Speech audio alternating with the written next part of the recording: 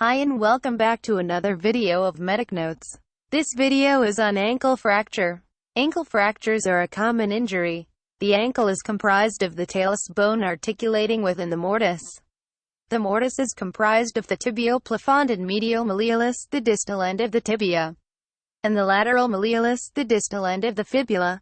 The tibia and fibula are joined at the syndesmosis, a very strong fibrous structure comprised of the anterior inferior tibiofibular ligament, posterior inferior tibiofibular ligament, and the intraosseous membrane.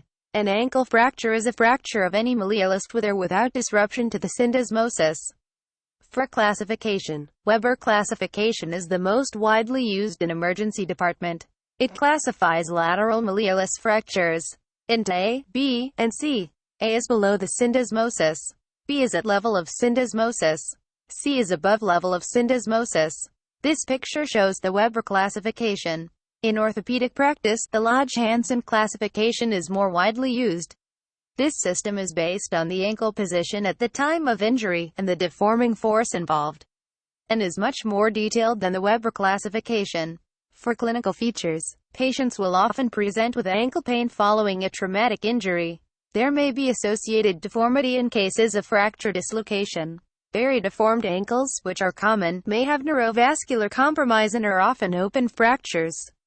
For investigations, plain radiograph of ankle should be done, including both AP and lateral views.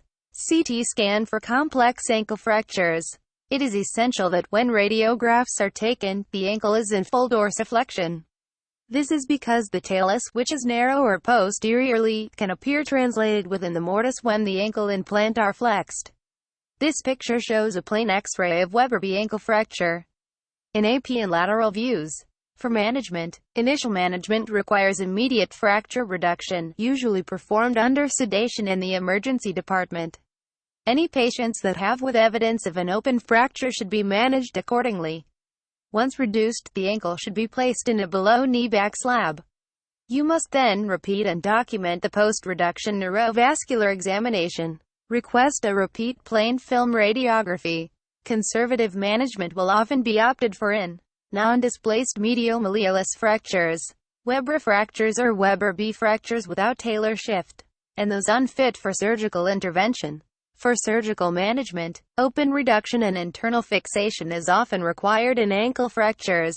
Ankle fractures that require an ORIF include displaced bimalleolar or trimalleolar fractures, Weber C fractures, Weber B fractures with talar shift, and open fractures. This picture shows a bimalleolar ankle fracture, before and after surgical fixation. The main complication is post-traumatic osteoarthritis. Those who have undergone an ORIF have addition risk factors. Include surgical site infection, DVT-RPE, neurovascular injury, non-union, and metalwork prominence. That's all for this video. Thank you.